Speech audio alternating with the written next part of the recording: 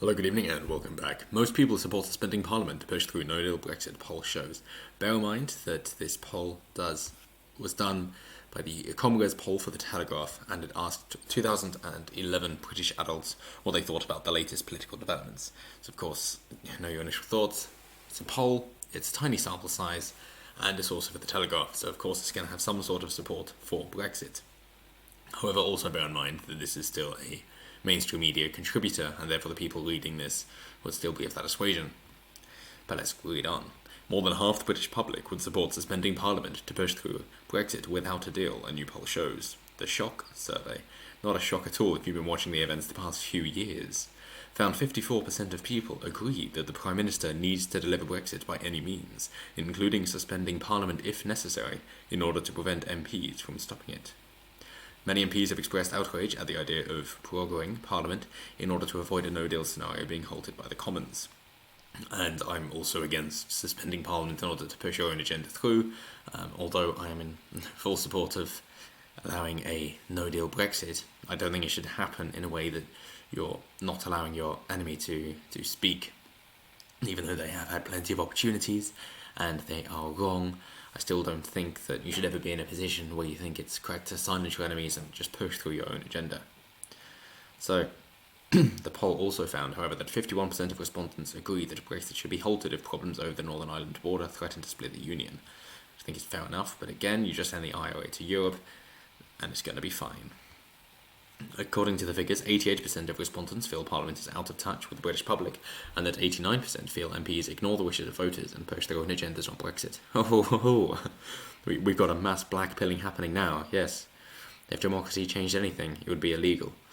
As well as this, the poll found 77% of respondents agree the Queen should remain above politics and refuse to get involved in Brexit. Yes, she has done so for her entire life, essentially, and I think she should continue to do that, seeing as she doesn't want this to be a republic, but we still have a functioning democracy. I think that is the best plan for her. I hope Charles will also follow, and he will be regal, and he will be essentially very diplomatic and a great tourist attraction, and not try and get involved, because that's how monarchies get destroyed. Yes, I know they're German. Andrew Hawkins, chairman of Commonwealth, said, "With the largest Tory lead over Labour from Commonwealth this year, this poll is confirmation that the Boris bounce is real, and it shows no signs of disappearing despite the parliamentary break.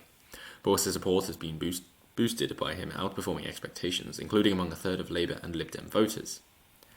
And they go on to the opposition, saying it will not be lost on Jeremy Corbyn as he contemplates attempting to call a vote of no confidence that Boris could win an election with barely a third of the vote because support is so fragmented across all the parties. But if he can also secure the economy, then he should win big. He is within touching distance of an overall majority, even without the support of the 1 in 5 2017 Tory voters who are still lending their support to the Brexit Party. If he can woo them back by delivering on his promise to leave the EU, apparently even if it means suspending Parliament, then he could well be on track to win a working majority.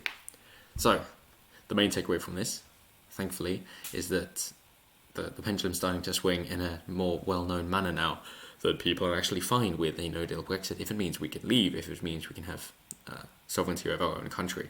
People love groups, they love the idea of being able to have an impact on the community around them, in which case a group is paramount. People don't want to just be individuals, they still want to be large of a part of the community. However, when that group becomes too large and you have totalitarian leaders and you cannot enact change in the group, and they are far too removed from you in order to feel like you have any input in the actions being taken, then you do not want to be part of that group, and therefore you wish to leave. That is the idea put forward by Dr. Jordan B. Peterson, and he has also attributed that to the idea for Brexit or any recession from the Union, if that be the European Union or any others, and also why we're seeing the rise in Eurosceptics around Europe. And they will also be seeing that this will work.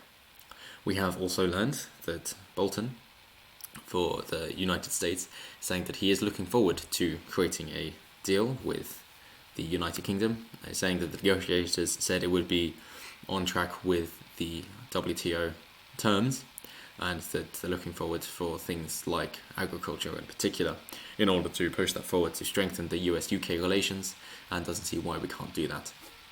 So it all seems to be going well. We have trade deals essentially lined up with the Far East and with the US.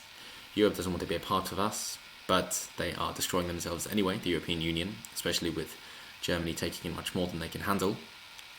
And the United States is strengthening itself by limiting green cards and further stays for immigrants who cannot provide for themselves. If they are just a net taker and not a net contributor, then they will have their permission to stay revoked and they will have to return to where they're from. Of course, I'm saying that this is also racist because it's the people from poor countries who will then be screwed over more so. But of course, those poor countries are black or Asian or an ethnic minority in the country that they're going to go to. But surely that's just by definition, and therefore it could be seen as racist. And with the whole kerfuffle of Caroline Lucas wanting to make a all-female cabinet in order to tackle on Brexit and in order to try and get another vote to the people, I think that the mask is definitely slipping and people are seeing what is happening and they think, this whole gender politics thing isn't working either. I think it's best that we actually get down to common sense, and we saw this with the politically correct in the 90s and with the health and safety things going a bit too mad and people not being able to live their lives, that again it's coming back with a vengeance. But again, the resistance is growing and I think people are sick of this because it means they can't live their lives. The safety that is supposed to be put in place is not actually keeping people safe. It is just making their lives more difficult, and in some cases it's making their lives more dangerous as well, what with the increase in violent crime. So that's it for now. Let me know what you think below. Always interested to hear what you guys have to say, and thank you for watching. Like, comment, share, subscribe, all that good stuff, and I will see you next time.